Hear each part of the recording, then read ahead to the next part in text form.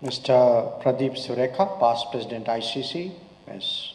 Smita Bajoria, founder EduNet Foundation, Director of SK Bajoria Group, Dr. Rajiv Singh, DG ICC. Dear friends, always a pleasure to be back here and very good to see all of you. And I'm really very pleased today to have the opportunity of sharing my thoughts about Viksit Bharat 2047. Now, it's a particularly appropriate time to do so because I think we are all in the midst of or poised to make choices which I believe would accelerate our journey towards Viksit Bharat. Therefore, I think it's a very opportune time really to discuss exactly what we mean by Viksit Bharat, what is the pathway, what could be the obstacles, and really what are our realistic expectations of traversing that journey. Now, as I said, we are today really in the midst of a very important moment of choice. But we've also actually completed 10 years of very solid performance. And that foundation of 10 years and all the transformations that have taken place actually enables the country today to move up to a higher gear and embark on that journey towards Viksit Bharat. Now, what does Viksit Bharat, what does that journey really require us? I think, first of all, it requires a vision for the nation. It requires an understanding of the world because in this day and age, we lived in a very globalized environment. We have a lot that we seek from the world. The world in turn, as we get bigger, has an increasing interest in our performance and in our thinking in many ways. And we need really strong leadership. We need strong leadership because the pathway to Viksit Bharat is actually very much a journey of reform, a journey of modernization, but a journey where we actually, to quote a phrase from the Prime Minister, where we balance both our traditions and technology. So this combination of vision, understanding and leadership, I think this is really in many ways the choice that we have to make. And clearly that choice cannot be made by looking towards a duty roster of multiple people who will come and go as they like in terms of the potential and future of this nation. So it's very, very important today that we are clear, we are decisive, and we are very supportive about the direction in which the nation is going, that we are very conscious of what we have achieved for the last 10 years, and we are very conscientious about what we want to do for the next 25. Now, different people have described this journey towards Viksit Bharat in different ways. One way, a very easy way, is actually to put some numbers on it. And the obvious number is a GDP number. We are today $3.8 trillion economy. I think the first immediate step, which we hope to achieve in the next few years itself, is to become a $5 trillion economy. That was a goal we had spelled out some years ago. And then really between the 5 trillion, I think the target is not actually whether, but when in that Viksit Bharat journey we actually reach a $30 trillion economy. A lot of studies actually are very confident we will do it certainly by 2047 or even earlier. And then I draw your attention to the fact that Goldman Sachs some months ago came up with a report which again equally confidently predicts that by 2070s we will actually be an economy which is $52.5 trillion, which at that point of time, according to Goldman Sachs, would put us second. But I'm very sure that we are not a nation who will be content to stay second. So that's a kind of a numerical description of what this journey would involve. But if one looks at it, what it actually takes is how do we address the challenges which we have inherited? How do we actually focus on what is much more contemporary? And actually, how do we prepare ourselves for the emerging era? Because if one looks today at the pace of change, the new domains that have come up, the new businesses that have come up, the new professions that have come up, how do we strengthen ourselves at home? How do we improve our ability to compete abroad? Because there's a correlation here. The stronger we are at home, the more effective we are abroad.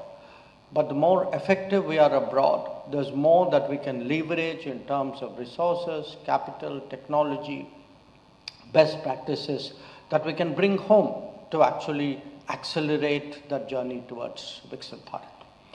So this, in a sense, is the definition of the task before us. Now, before I come to what our thinking is on how to proceed, I want to give all of us a reality check, which is that in many ways, we still, even after 10 years of very solid foundation, we still actually have a few handicaps with which we embark on this journey. One of them, of course, is multiple decades of what you can call socialist ideas about the economy. And then when these ideas failed to deliver, created a crisis in the early 90s, reforms. But the reforms were really delayed. I mean, if one looks at some other countries who we could think of in a way as a peer group, if one looks, for example, at the reforms which China embarked on those reforms about 15 years before we did. Now, even when we embarked on those reforms, we still didn't pursue it as single-mindedly and with the kind of focus that we should have, particularly in the areas of manufacturing and of infrastructure. So, today, 3 decades after our era of reform started, we are actually doing what we should have probably done in those 3 decades, which is really create a modern, efficient infrastructure, create a manufacturing which needs that infrastructure to be competitive, create technologies which need manufacturing as a base for that technology to actually emerge. So these are really some of the realities we need to remind ourselves, because we need to address these even as we go forward.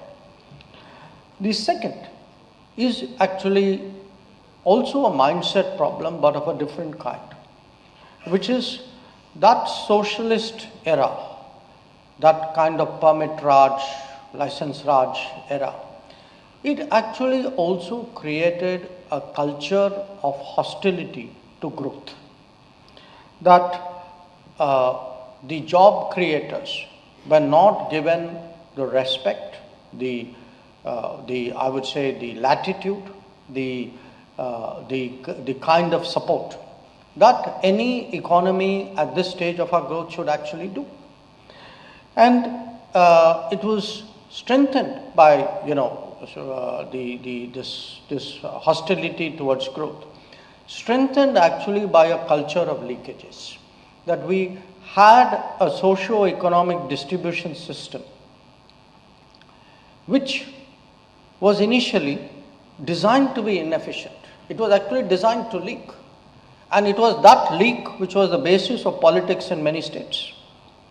So we have today tried to overcome it. I will talk about that. But in many states, including, let me be honest, this one, that culture of hostility to growth, that aversion to respecting job creators, that I would say almost discouragement towards talent and skill expressing itself, I think that is still very much a burden that we carry. The third handicap we have is actually the shortcomings of governance. That in many ways, we have equated poor governance with freedom. That when actually attempts have been made to improve the quality of governance, this is actually often opposed, saying that, somewhere it is a detraction from our democracy. Now, we need to be very clear. Democracy cannot be built on poor governance. The two are not at all compatible. If anything, they are antithetical.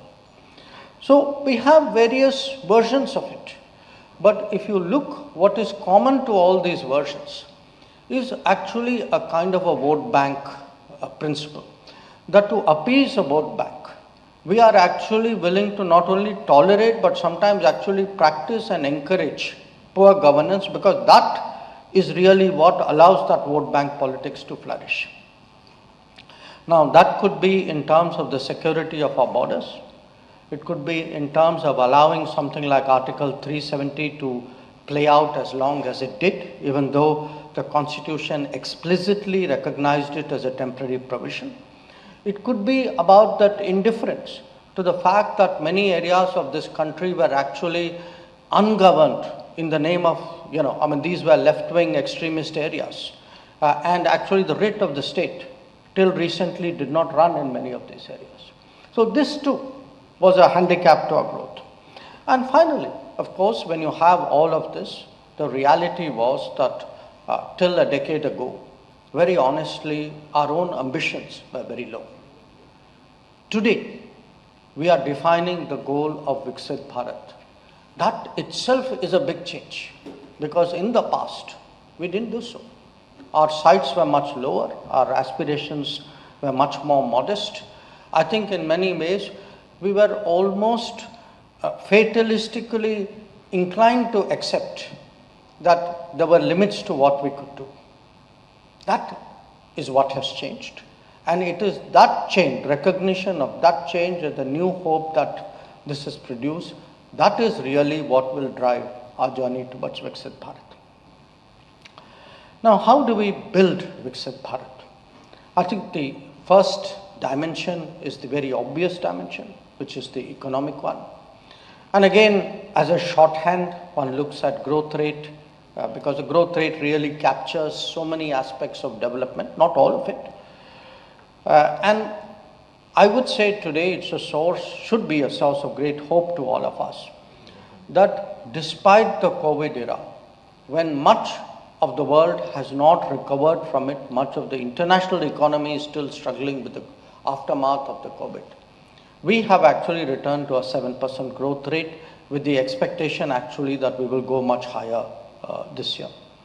Not just return to a high growth rate, but also many of the decisions we took during COVID were actually far-seeing, they were disciplined, they understood the importance of dealing with the crisis of that magnitude, but not in a way in which it would hobble us as we were on the recovery path.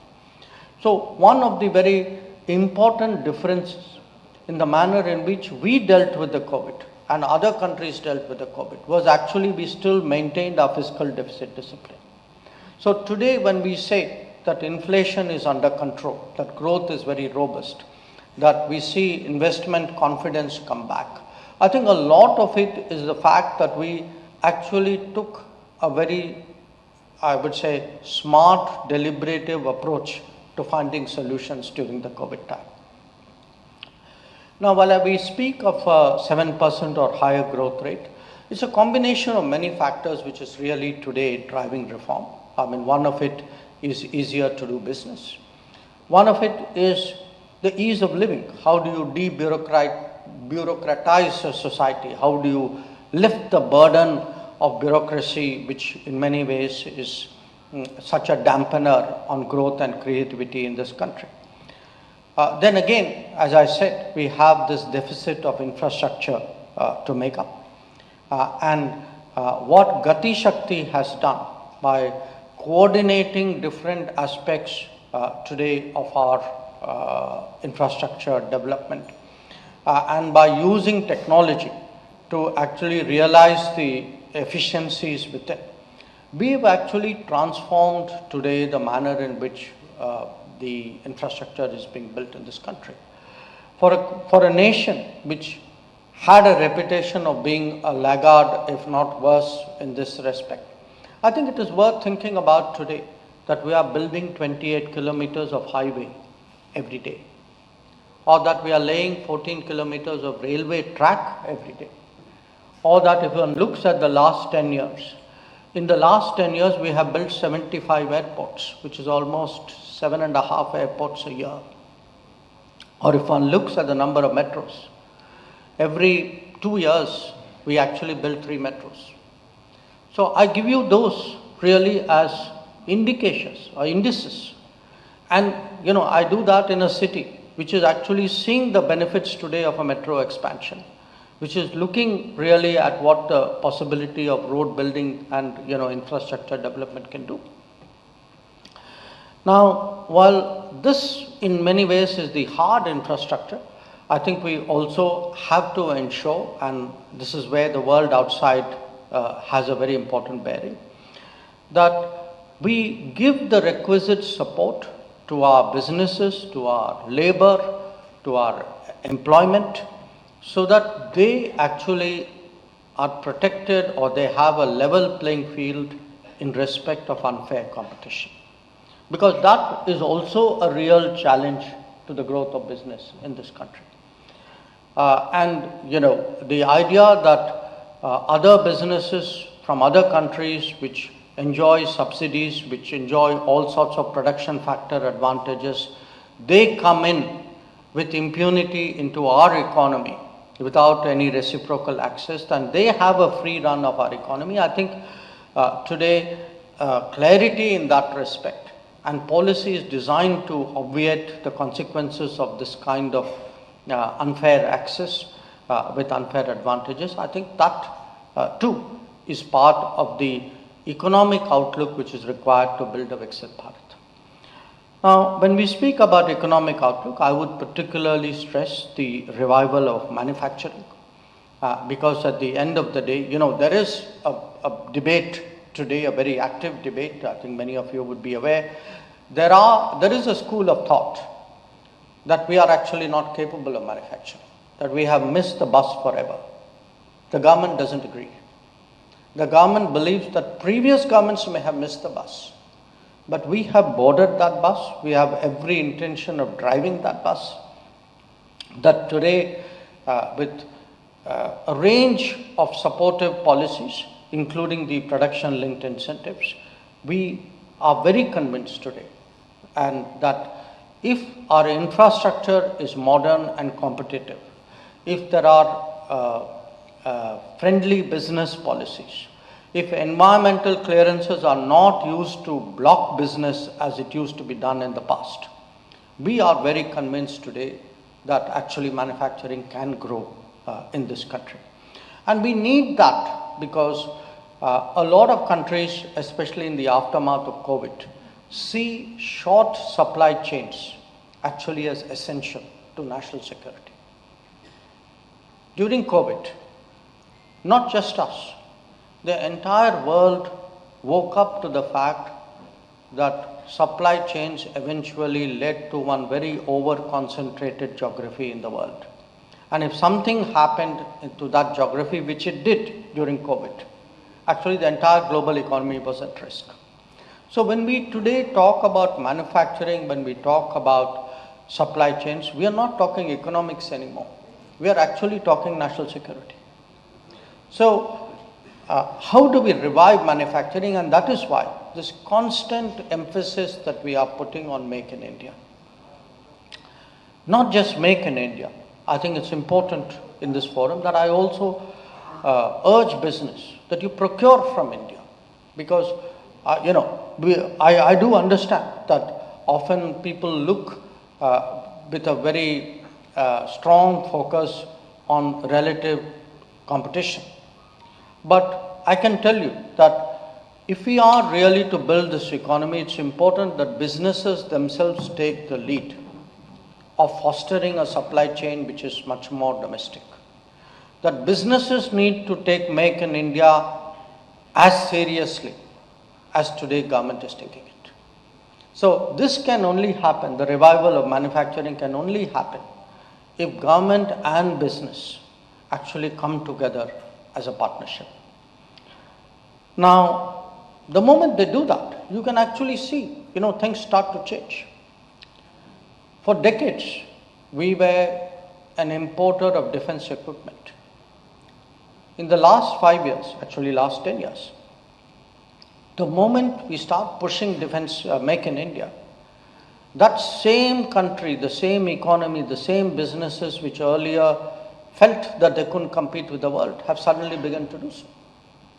That we are seeing today, make in India is actually producing defense exports. We are looking actually at our overall exports today. At $770 billion, they are actually at a record level. So there are countries struggling to go back to the pre-COVID levels of exports. We are one of the few who have actually forged ahead. Now there's a very good reason for it, and the good reason frankly is a very good government. So I urge you to reflect on that, because Viksit Bharat is not just the responsibility of the government. It's for the government to lay out the vision, as I said, to provide the leadership, to undertake the necessary reforms, but the stakeholders have to travel down that path, and that stakeholders is very much actually includes, as I said, the job creators, the wealth creators, the employers of this country. Now, when I speak about rising to the challenge, I can actually give you multiple examples where, if you reflect on it, we have surprised ourselves. When the COVID came, quite apart from the fact that we, at that point of time, even on something as basic as masks, we were importing it. Can you imagine that a country of this size, a $4 trillion economy, was not even making its own masks? But from masks and PPEs and ventilators, all that we did, the real takeaway from COVID was actually the fact that we, one, ended up demonstrating that we were one of the most efficient vaccine producers in the world. And two, that we actually had an invent in India vaccine as well. Now, we began the COVID as a country of concern. The rest of the world worried, how is India going to be, going to handle COVID? We ended the COVID actually as a country which gave 100 countries vaccines and 150 countries medicines of various kinds. So look at, what we actually are capable of. I'll give you a very different example. Look at telecom, and don't look at telecom purely as a service which all of us do. Look at telecom also with the national security aspect of it, the fact that all of us, as we say, we sometimes tell our phones what we don't even tell our own spouses. So our phones know so much about us. And yet, what were we doing? We were importing 4G from China. We were importing 2G, 3G from China and Europe. When we decided to put our minds to 5G, lo and behold, actually, this India is completely capable of producing its own 5G stack. So the 5G today that you have on your phones, for the first time, actually is an India stack. And you have to ask yourself, if you could do 5G, why couldn't you have done it earlier? Now, I can go on and on. It could be, I gave you the example of defense. I gave you the example, look at space. Look at, a domain like drones. That something on which we were relatively a late starter. But today, across the country, if you actually look at the proliferation of our designing and production of drones of various kinds for various objectives, it's actually very, very impressive. Even something as interesting, something as basic as fertilizer. We were we of course import a lot of fertilizer, we produce a lot of fertilizer. We continue to use fertilizer year after year with very little thought both about the injury it causes to the soil and actually the cost that it has for the national economy. Now that same country which is doing this for decades is suddenly discovering the virtues of nano fertilizer. So I'm giving you these as examples that when we actually put our minds to it, we are perfectly capable of coming up with different solutions, with great achievements, doing things which compare with what is happening in the rest of the world and which sometimes can be even faster. A model case is actually UPI. I mean, if you look at the manner in which we have embraced today cashless payments, our embrace is far, far more than any other country in the world. I mean, our monthly number of transactions, monthly, is about 2.5 times that of the United States in a year. I mean, that is the kind of difference when it comes to embrace of digital technology actually in our personal lives. So think about the potential, think about actually even what we have achieved in the last 10 years.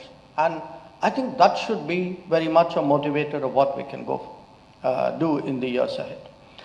Now, of course, when we talk about economy, we talk about all these policies, finally it does come down to good governance. And good governance has a number of definitions. It's a world into itself. But I think if there's a common thread today in everything that we are doing, it is actually the use of digital tools today to improve governance. That if one looks at the scale of what we are doing and the transparency of what we are doing and the efficiency of what we are doing, actually again, it's a remarkable transition in the last 10 years. That we today, without leakage, have the ability to give rations every month to 81 crore people. It's a staggering feat. If one looks, at pretty much any social scheme today of the government, and I know some schemes like Ayushman Bharat haven't come to this state for reasons which the state knows best, but those which have come, I mean, as I said, the scale of it, because the targeting of it has become so efficient. Something as complicated as giving houses. Giving houses has a history in this country which goes back to before I joined the government, which was a long time ago. We used to do it in a village, 10 houses somebody once told me actually it was a problem in the old days, because if you are in the political world, they give you a limited number of houses and said, please give these decide where these houses are to go. But the numbers were so small that the people who didn't get the houses far outnumbered those who did. So you got no gratitude for the action at the end of the day. Today, actually, we have, in the last 10 years under Awas Yojana, we have done 40 million houses, 4 crore houses. Now, 4 crore houses with an average family size in India of 4.8 means about 190 million people have got houses which they did not have before Narendra Modi became Prime Minister. 190 million people is like actually housing. 190 million people is like housing all of Germany and Japan at the same time. Even something which all of you hear every day, Ujjwala. I mean, many of us gave up our gas cylinders in response to the appeal. Today, Ujjwala, the beneficiaries of Ujjwala are 110 million people. And remember, there are 110 million kitchens out there. So again, do the multiplication and see the impact that this has. Now, why are we able to do it? We are able to do it today because we are applying efficient instruments. Those instruments existed. There was no commitment to apply it. In many cases, there were vested interests which there still are in many states, which block the efficient application of good governance tools. So I mentioned that to you because if one takes the total impact today of better governance, in the last 10 years, 250 million people have come out of poverty, which in our history is the largest which has happened in any decade. So this is the journey that we need to continue because it's the expanded middle class. It's people coming out of poverty, pushing up, who in turn will push the next segment higher. This is really what Viksit Bharat is about. But all these are the problems that we inherited or which is around us today in the contemporary world. I think if you are planning for 2047, it is also important that we plan for the sunrise industries, for the technologies of tomorrow, for what could be the other revolutions. If we have ridden the digital revolution so successfully, and if it has helped us to address so many problems, there are many other possibilities out there. And it is important we are aware of it, we prepare for it. And preparation sometimes can have very multiple facets. And I think if one looks at it, clearly we are heading for a world of AI and semiconductors, of electric vehicles and battery storage, of green and clean technologies, of drones and space, of possible seabed resource extraction. So there are actually physically new domains out there which are going to impact our economy. There are going to be ways of doing business which will, if we marvel today at ChatGPT, I mean, this is a baby step compared to actually what awaits us. And that what awaits us is, we are not talking decades here. We are actually talking a few years. I mean, in this term, at the end of this term which will be coming, the world and the economy and the potential and prospects will be looking very, very different. So how do we actually prepare for that? And that is where, human resources, educational reforms, which is why something like the new national education policy is so important. Much more seamless infrastructure, because the efficiencies finally of the economy is still very much dependent on it. That we really have to look at radical improvements in rail, ports, air, roads. We have to look at new forms of employment itself. That, there are limits obviously to how much governments can employ. There could also obviously be time taken for non-governmental employment to expand. So how do we actually focus on self-employment? How do we support self-employment? It is not something which was done recently, not done till recently.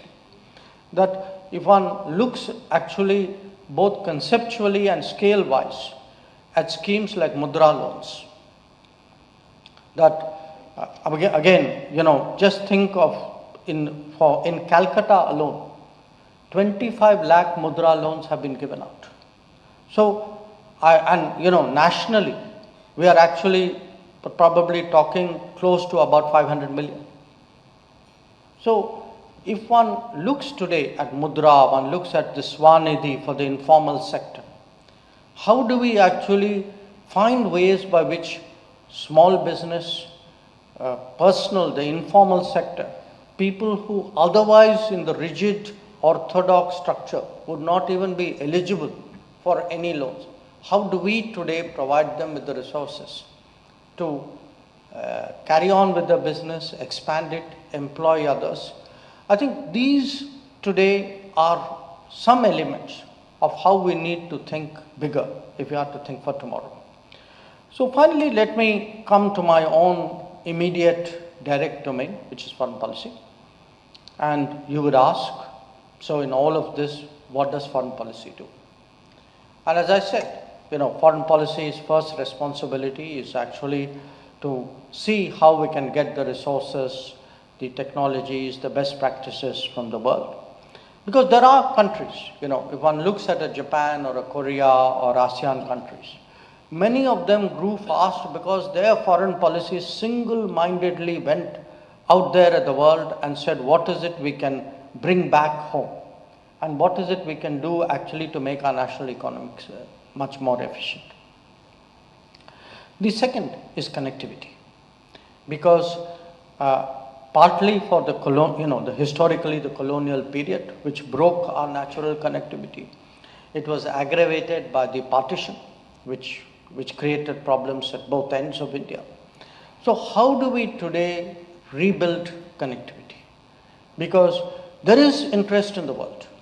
Once you become the 5th largest economy, when people know you will be the 3rd largest economy soon, the world also understands whether it's production here or consumption here, any which way, they want the partnership between different regions of the world and India to be much more effective than it is. And one big obstacle today is actually efficient logistics. So if you look today, I would really say connectivity initiatives have very, very high importance in our foreign policy. And it's no accident that in the middle of all their preoccupations in the G20, actually the leaders of India, Europe, Saudi Arabia, UAE, US took time out to agree on a connectivity initiative called IMEC.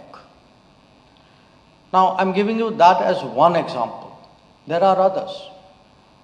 Yesterday, my colleague Sarbananda Sonovalji actually signed a long-term agreement in Chabahar port. That's another very important connectivity corridor, because the international north-south transport corridor can take us from Iran into Central Asia, separately Caucasus, Russia, and then into Europe. East of us, something should be of great interest to this city. If one looks at the India, Myanmar, Thailand trilateral highway, and I accept right now the conditions in Myanmar are a challenge, but that highway actually has the ability to connect Calcutta to the Pacific coast of Vietnam. So if these projects actually are realized, do think of it, look at the map of the world and see where these connectivity passages lead. We will have connectivity to the east all the way to the Pacific. We will have connectivity to the west, IMEC, which actually takes you to the Atlantic. We will have connectivity through the international north-south transport corridor, which takes us to the Baltic and the North Sea. So the role that foreign policy can play today, because these are long-term enterprises, they are not going to happen in a year, sometimes not even in a decade. But in many cases, the work has begun. So how do we take this forward? I would say that's a very important contribution foreign policy can make. The third is really in the alignments and the comfort levels, because increasingly, in this data-centric world, business is no longer just business. Countries are very picky about where their data goes, who has access to it, who harnesses it, who deploys it. So there is now, in a way, a different set of filters which will increasingly come into business. So you will have concept today like trusted vendors, Already in telecom, it is something which people give a lot of importance to. In the semiconductor world today, if you look at the efforts today being made to diversify and increase the production of semiconductors, it is seen as very central to de-risking the global economy. Because if one looks today at the importance of chips, chips pretty much determine everything in a modern economy. So how do we today get into those value chains? How do we get into semiconductor production? Who are the partners? Who do we work with? Who will work with us? I think that too is something which foreign policy can help determine. Then if one aims still higher, and this is certainly there in the promise that the BJP has made to the country for our next term, we actually have set our sights on becoming a global hub for design, for innovation, for engineering. We will actively woo global companies, multinational companies to bring, because there is one great advantage we have not used it well in the past, which is our skills and our talent, our demographics. That again, some of you would have seen a news report 2 or 3 days ago that there are more Indian students in the last year in Germany than there are from China. This was not the case before. Now, why is this happening? No, I would hold that clapping, because it's a very double-edged statistic. Because eventually, those people should be here in India. They should be here in India if I actually am in a position to get that kind of global business to come to India. So today we are actually seeing in a digital data-centric world, a technology-driven world, the importance of talent and skill. There's a great deal of interest in mobility, that people want. Mobility is good, but mobility should not be one-sided. We also need to see mobility on the other side. Businesses coming into this country. We want eventually to work from India. We want to work for India, for the world, but we want to work from India. And work from India needs to be a parallel facet of Make in India. And finally, we have to accept that this is a globalized world. There are already about 18, 19 million Indians, almost 2 crore Indians, who live, work and study abroad. This is a reality. It's good for us. It's good for us in a variety of ways. Now, this number is going to grow, partly because of the nature of the economy, partly because of the likely evolution of global demographics. So one very important responsibility of foreign policy is actually going to be how to secure Indians abroad. So what you referred to, Smitaji, saying, the operations we did in Ukraine, we cannot, and in fact, we are not taking these as one-off challenges. We need to have a system, because given the magnitude of our human resources spread across the world, we need to have a system which is prepared at short notice to take care of every Indian going out of our shores who may be in trouble of some kind. And that, I tell people, when we speak about Modi Ki Guarantee, that is actually Modi Ki Guarantee outside our borders. And it is a guarantee that we have actually already delivered. So, in this journey towards Viksit Bharat, we know where we want to go. We know how we want to go. We believe that we have the vision, the experience, the courage to reform, the ability to deliver it on the ground, a 10-year record. These kinds of journeys, they don't have a silver bullet. But the next best thing is actually pressing the right button on the right day. So please do that. Thank you very much for your attention, and I'd be very happy to respond to anything you may have to say.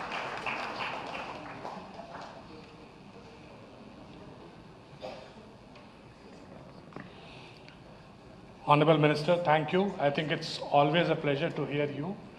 And listening to you, I mean, the final thought which I had was welcome to New India, which is confident, fearless, assertive, full of pride, and Atmanirbhar, but globally engaged. And you are a reflection of the aspirations of 140 crores Indians when we look at the world and how India engages with them. Thank you for your wonderful address. With your permission, we would like to take some questions. I think maybe the first one can be from the dais itself. Mrs. Bajoria can start. Yes, working. Thank you for a very enlightening talk. It's very engaging. My question is that India is engaging its best practices for the neighborhood nations, Pakistan, China, and Burma and all. But however, there is a lot of hostility around. There is a China factor possibly that is playing out. How does India plan to deal with these hostilities all around us? You know, you use the word hostility. I would very dispassionately use the word competitiveness. I think the world is competitive. Every country competes with other countries. Some countries compete more. Some countries compete a little more fairly. Some countries compete less fairly. These are the realities of life. Now we have to plan and we have to act keeping that in mind. So when it comes to our neighborhood, I would assume that in many ways we have a natural advantage, an advantage of geography, of culture in many respects, of logistics, of shorter distances, of proximity. But we also, because neighbors, you know, every country's neighbors also have problems among them. There will be that side of the ledger as well. And we have to learn how to, anticipate what could be competitive moves. We have to be very strategically aware of it. So if I were to give you an example, let us take something like Sri Lanka. When Sri Lanka went into the kind of deep crisis that it did a year and a half ago, to me it made eminent strategic sense that we actually responded very strongly at a time when the rest of the world was actually unclear about what they were willing to do. Now contrast this with how it was 15 years ago. 15 years ago, actually things were happening in Sri Lanka. Hambantota port was decided in 2008. At that time, the thinking in this country was that we should have no problem with it. So, if you don't have the understanding of the world, you don't have the awareness, or if there is some kind of ideology blinkers that you have, or some vested interest at play, then your calculations are going to go wrong. So, I think it's very important to have that grounded sense, to be guided by national interest, to in ourselves build up that spirit of competitiveness. And if we do that, I'm very confident that in our neighborhood, because I look at another neighbor very close by here, Bangladesh. When I contrast what the relationship in Bangladesh was before 10 years, and I look at it now, the kind of people who used to operate from there, who actually directly impacted the security of our Northeast, there's a sea change today. Today, our goods are going from our country to Chattogram and Mongla ports. If you look at the pre-65 links, which were all cut off, the rail links, the road links, they've all been built today. Today, our trains are going, our trucks are going, the waterways are operating. There is power connection, there's a fuel pipeline. Now that's really what good neighborhood is about.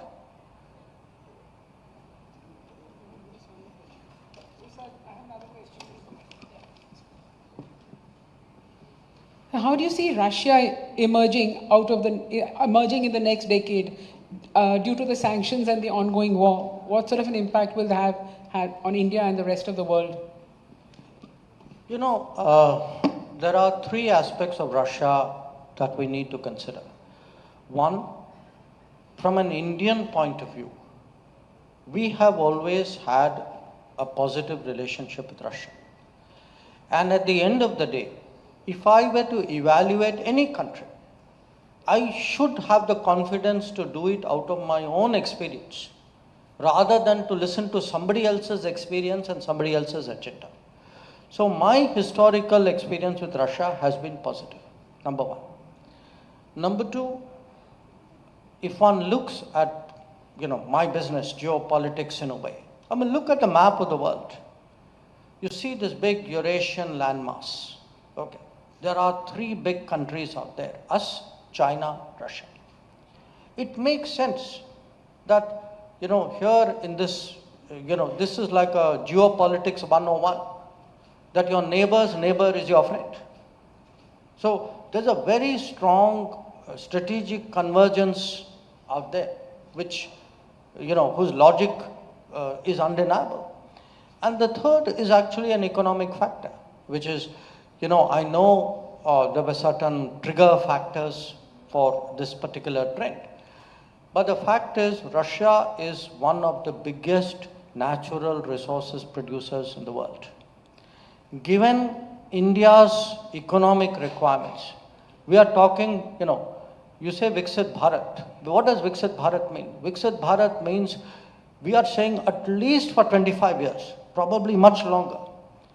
For 25 years, this country is going to grow at between 7, 8, 9%. Think of the resources that will be required to support this. Think of the relationships which will provide those resources. And I put it to you that in that, Russia comes very, very high.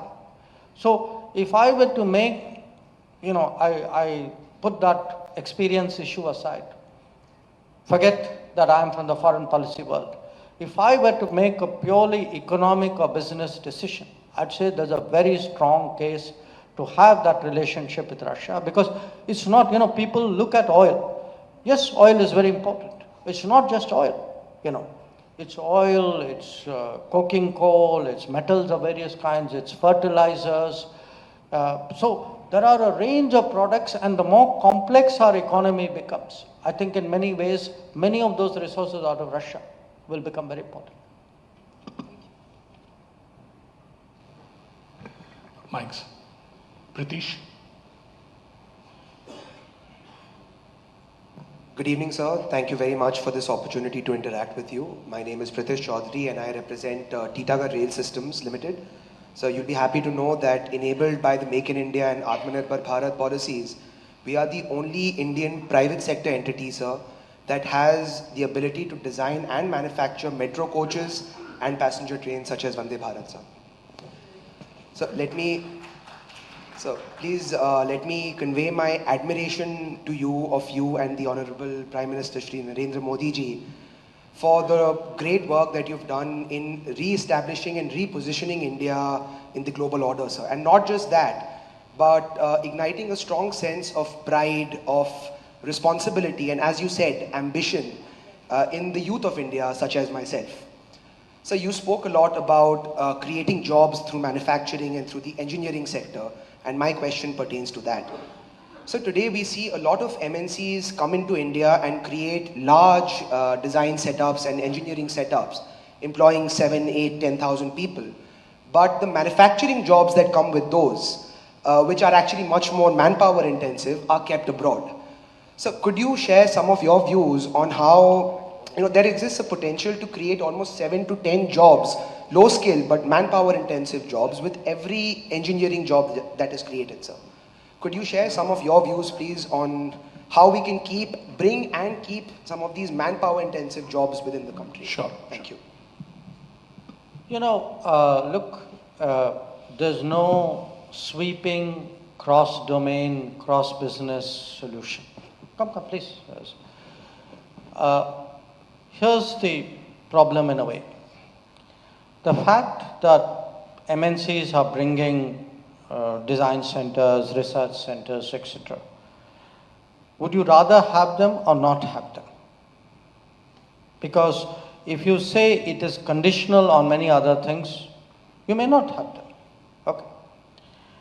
Perhaps part of the answer is with us, that if our business culture builds up, if our economic energies are stronger, then a particular line of business, let us say your line of business, if your global competitors today are designing many things, if your line of business is very strong, the ability for them to migrate internally is that much stronger.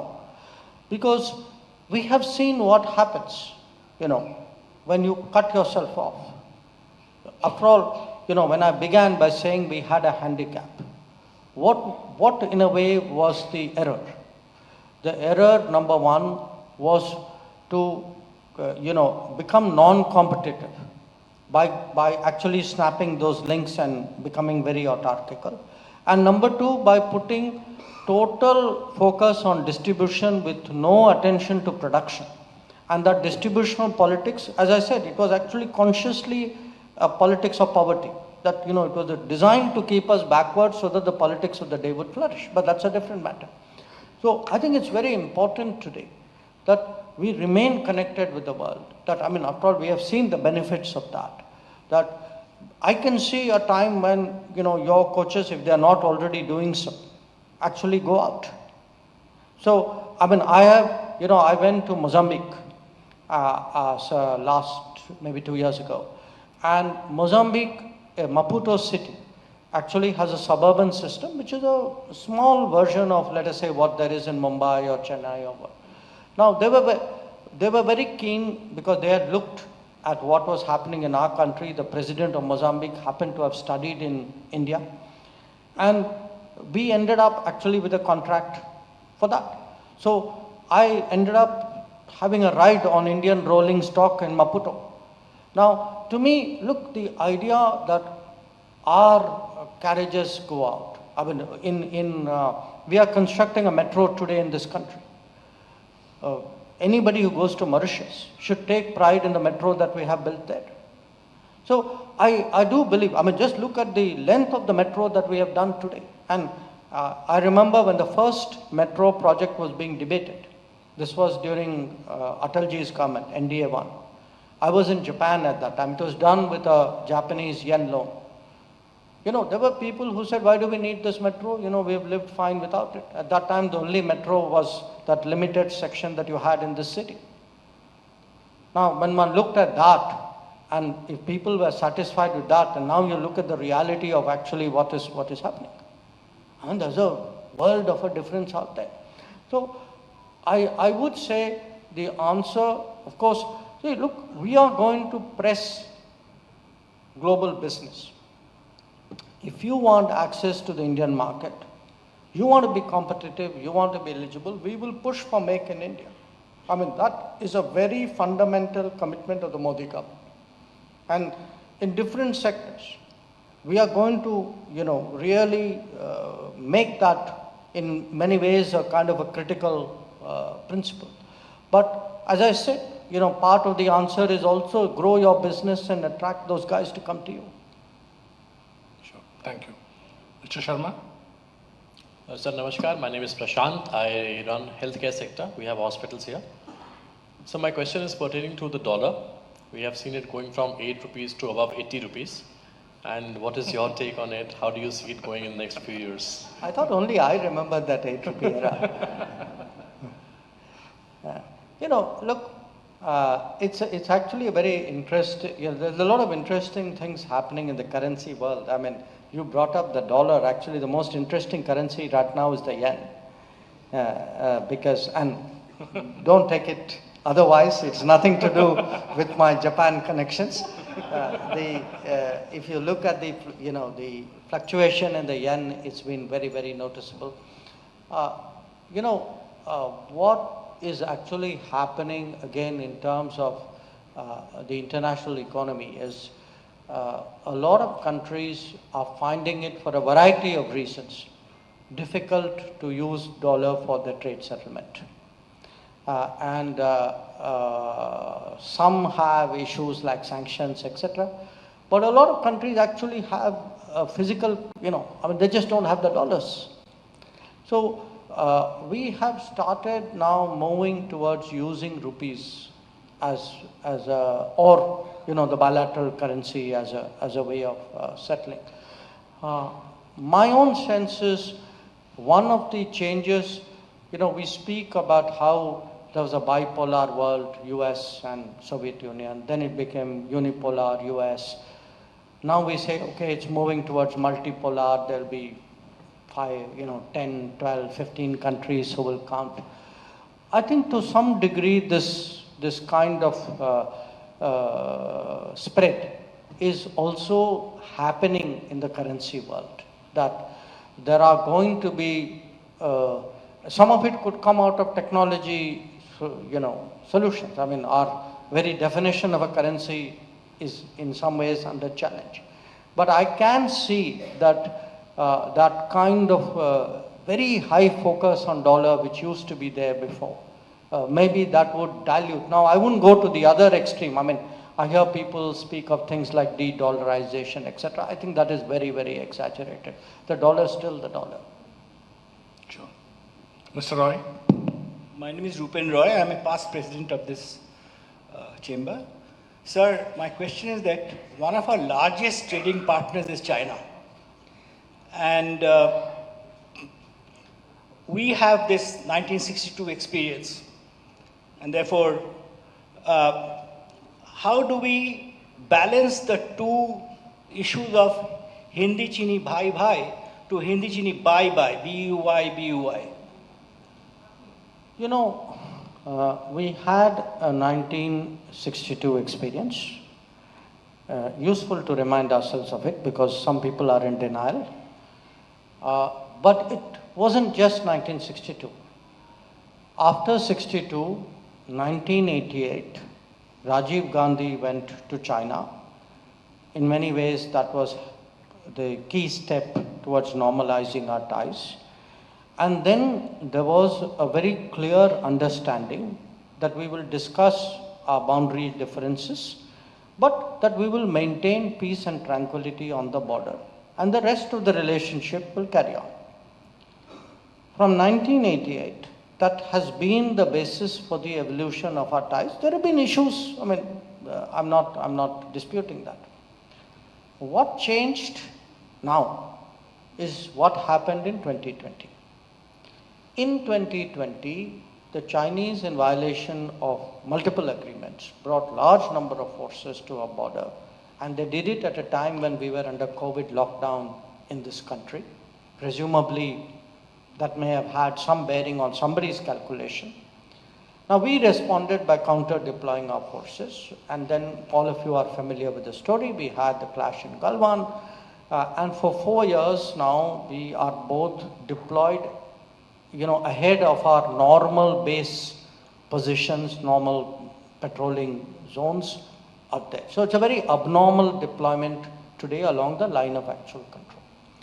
Now, given this tension between the two countries, it's not a matter of we had a conflict 62 years ago. It is what is happening today on the border. As Indian citizens, none of us can or should disregard actually the security of our country, the state of our borders. So we cannot carry on with the rest of life saying, that's not our concern. That is our concern. It's our country. It's our line of actual control. So it is today a challenge. Now there is an economic challenge, and that economic challenge was exactly what I spoke about. Our neglect of manufacturing and infrastructure in previous years. That why is today Indian business buying so much from China? I mean, partly you can say, their manufacturing scale, their infrastructure efficiencies, there's the nature, the subsidies that they give, the nature of their economy, that gives them an advantage. But I urge you all to think about it. Is it really good for the future of the country? Is it good for your own business to be dependent on some other source, which could leverage it at some point of time for some non-business related reason? So there is today a big economic security debate underway in the world, not just in India. It's happening in Europe, it's happening in the United States. That countries feel today that many core businesses must stay within the country. That supply chain should be shorter. If you don't make everything, at least supply chain should be reliable. It should be, this concept of what is called friendshoring. At least it should be with some country which will not mix business and politics. Someone with whom you don't have a boundary dispute. So I think this is a dilemma, but the answer to this dilemma is not entirely in the hands of the government. A large part of it is decisions which business has to make. And what the government would do is, we will definitely in different sectors, because you can't do everything at one time. But certainly in sensitive sectors, we will be very, very careful, who does what and where do we source from and who is eligible for what. I think that is the national security obligation that we have, and this government is very, very clear and conscientious about its national security obligations. Absolutely. Mr. Imasinka, just at the back. Hi, sir. My name is Devrat Himatsinka. I'm a fund manager, and wanted to, ask you about. I'm involved with EduNet in a small way. Just wanted to ask you a couple of questions. When we read the ASER paper that came out, I was shocked. What paper? The ASER research paper, the ASER report, ASER. So, we ended up reading that even though a lot of kids had access to education in the country, it was a shocking number that about 75% of class 4 kids did not have access to math. And that's what kind of led me to get involved with EduNet. And wanted to ask your opinion on how we can change this, because if we have to move forward as a country, I think the first thing that we need to do is, improve the roots and improve the education systems in the country. And even today, if we see, India has renowned universities like the IITs and IIMs, but people still give more preference to the Ivy Leagues for some reason. So how do we get at par with that, sir? Sure. It's interesting. First of all, I'm not an educationist, but I give you a common sense response. I heard you say, the first thing we need to do is this. Somebody could be standing and saying, the first thing I need to do is to get piped water in my house. First thing I need to do is to get an electricity connection in my house. First thing I need to do is to have a house. First thing I need to do is to have a road to my house. First thing I need to do is to get my rations without people pilfering it or siphoning it. There are many first things we need to do in this country, and definitely education is among them. So the challenge for us is, unless we move on multiple fronts, when we speak today about different government schemes, because the government leads the way. We are still at an income level where these things, the key responsibility is with the government. Starting from portion, nutrition, actually starting from prenatal care, all the way till pensions.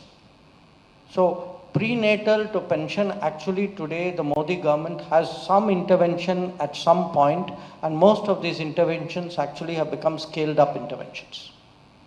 And the idea is really, because eventually it goes down to what are called sustainable development goals, which is a very holistic sense. There are 17 goals.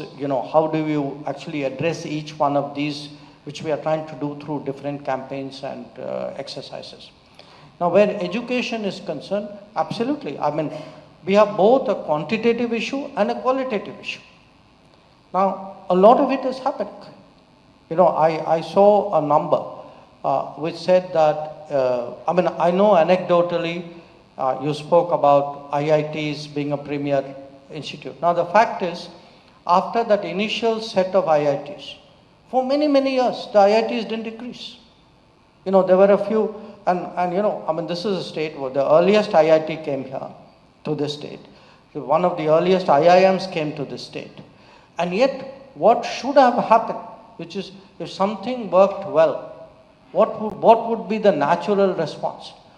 That institution which worked well, now you should have 10 of it. When you are 10, you should have 100 of it.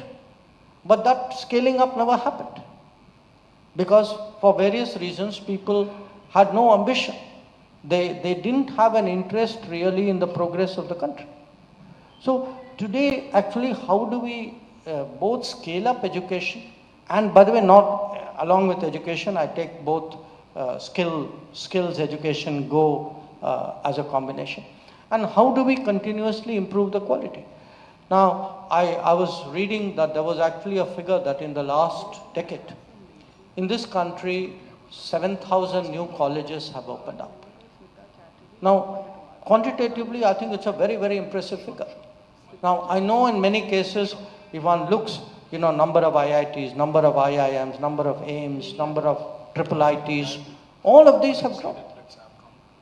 But when so many institutions come up, it also is a challenge that how do you ensure the quality, how do you ensure that you don't, that you continually keep that up. Now, my experience anecdotally has been, I've seen private institutions, for example, some of them hugely impressive. I've seen government institutions, new ones. When I look at it, I couldn't have imagined when I was studying that anything like this would ever exist in our country. So we are capable of a lot of it. But you need a government, you need a society which is continuously pressing the pedal and wanting, we need to be ambitious and hungry and wanting to continuously reform every aspect of our existence.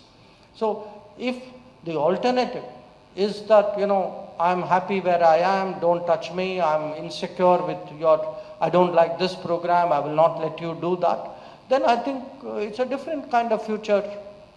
I mean, that vision of future actually looks to me like the vision of the past. Thank you.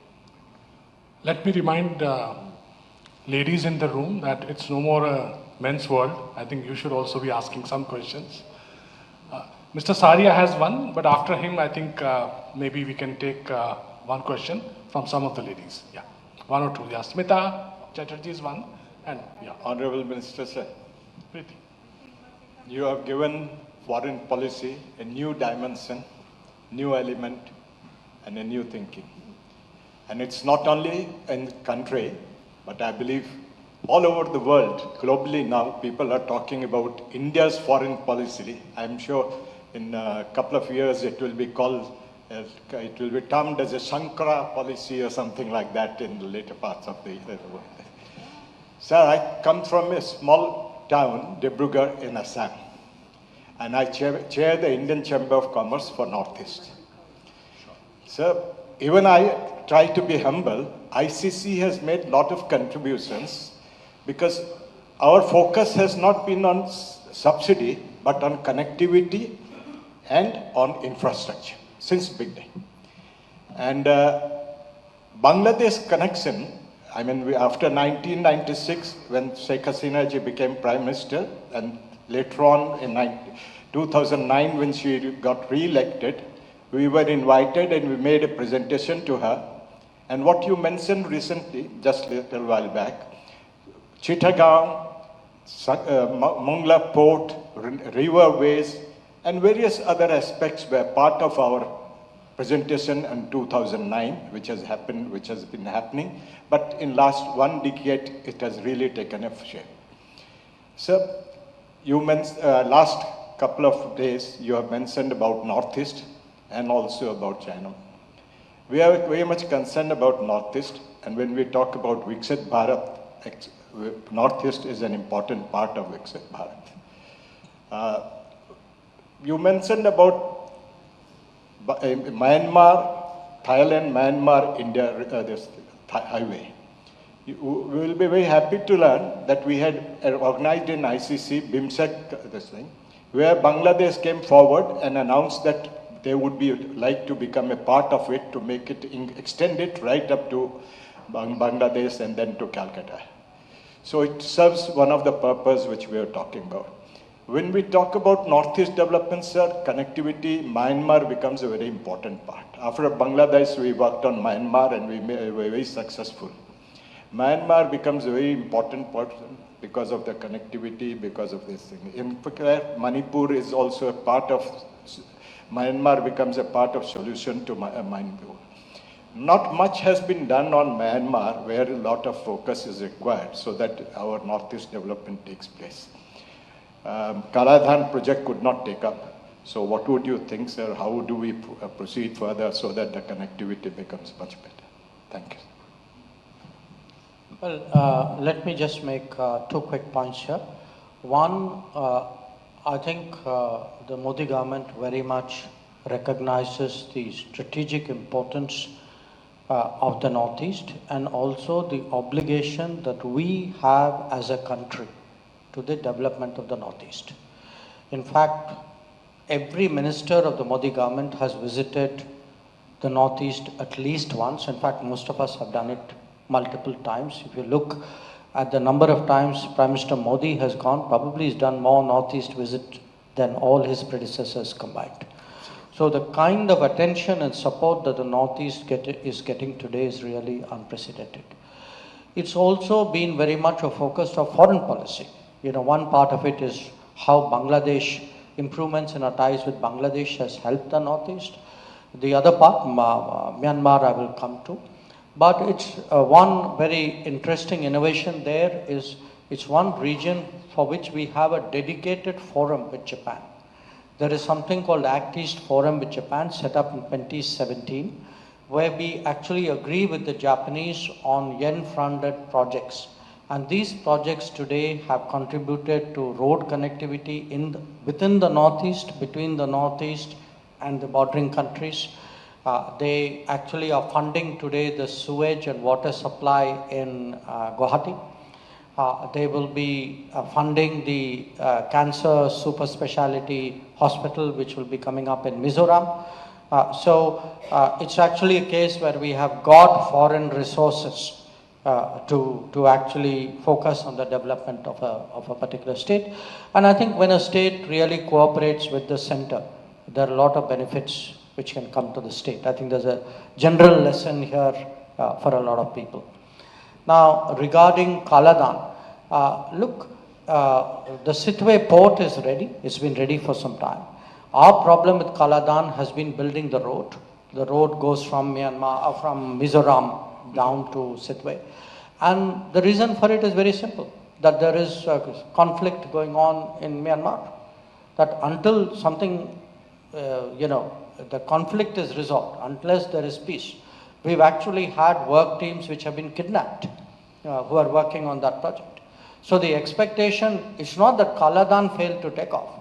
I mean, Kaladan in many ways has become a victim of civil disturbance and conflict in Myanmar. And that's something which is really beyond our control. Sure. Preeti? Yeah. Good evening, sir. My name is Preeti, and I'm one of the directors at EduNet Foundation. Sir, our foundation collects the laptops, used laptops, refurbishes them, re-engineers them, and further distributes it to underprivileged children. Sir, I have seen you talk about digitization of India and various forums. And also in your book, you have mentioned it on several occasions, like the book Why Bharat Matters. So I just want to understand how can we better align Viksit Bharat strategy of digital India with our cause? You know, I can only share with you my own experience, brief experience in the political world. All of us as members of parliament, we have a fund with which we support developmental activities. I'm a member of parliament from Gujarat. And the particular district that I focus on is a aspirational district with a large tribal population. It's called Narmada district in Gujarat. That's where the Statue of Unity is. Now, when we speak about what can we do, and particularly when you brought up laptops and digital, today out there, from my funds, for example, I support what the concept of a smart Anganwadi. That you can actually have children who are able to start, whose educational entry is faster with a digital medium than it would be if they did it manually. They start life so early. And in fact, in that region, because there is a lot of development work which is going on, but we were very keen that the employment benefits of it go a lot of it to the locals. So how do you actually, digitally skill people who have done just a few years of schooling? And the fact is, once you start, it's a very interesting thing in the, if one looks at any digital device, people who may struggle with orthodox literacy actually have a facility to deal with it. So for us, because we have a leapfrogging challenge here, that how do we massively raise the skill of such a vast section of our population? I think we are a natural candidate for this very strong embrace of digital education. And the kind of effort that you're making, I think is very laudable. I can see, variants of it actually in different states and cities and, districts that I travel to. And I'm very confident that, and it's something each one of you would see in your own particular environment, that how quickly people actually have mastered any kind of digital communication. I mean, I cited UPI numbers as one example of it, that today a street vendor would use a UPI payment. And for someone coming, from Europe or US or even other parts of Asia, it's a source of wonder. Smita, there is Smita Chatterjee. Can we get the mic there?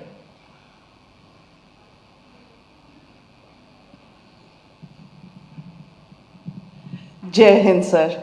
I am Smita Chatterjee, Group CEO of Centrex Technologies, and I work primarily in the area of women and child as regards the women of the country. Are we at an inflection point?